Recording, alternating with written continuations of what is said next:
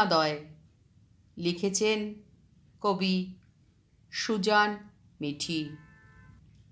সমুদ্রের বালি এবং নুন একসাথে ফুসফুসে প্রবেশ করতে করতে তাকে বলল, তুমি জানো না এভাবে সহজ করে কঠিন কথা বলতে নেই? তুমি জানো না সহজ যত ততই ক্ষত? তুমি জানো না এখন শ্বাসের অধিকাংশ দীর্ঘশ্বাস? মরে যেতে যেতে সে উত্তর দিল, হঠাৎ করেই আমাকে অস্ত যেতে হচ্ছে, কিন্তু জানো তো রাত্রির ছায়া যত দীর্ঘ হয় ততই দ্রুত সকাল হয়। আবারও হাসে অরুণোদয়। সমুদ্রের নিচে মৃত্যু তখন ক্রুদ্ধ, এখনো তোমার স্পর্ধা এত? তোমার ঋজু মেরুদণ্ড তো নিভে যেতে চলেছে, কেন তবে নির্ভয়?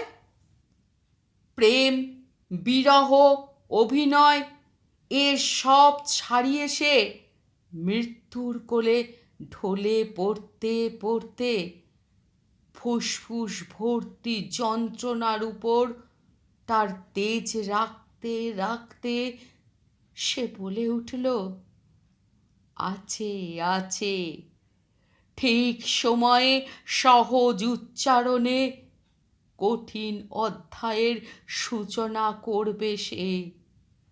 মনে রেখো, অরুণোদয় হয়, প্রতিদিন হয়, নাম বদলেও হয়।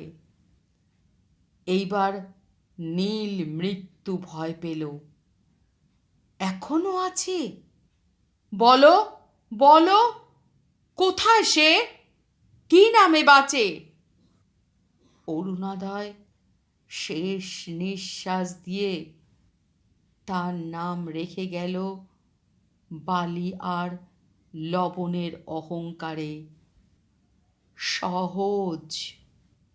মৃত্যু ভয় পেল, এইবার পিছিয়ে এলো, বিড়বিড় করে বলল, পৃথিবী হয়তো এ কারণেই এখনো বেঁচে আছে।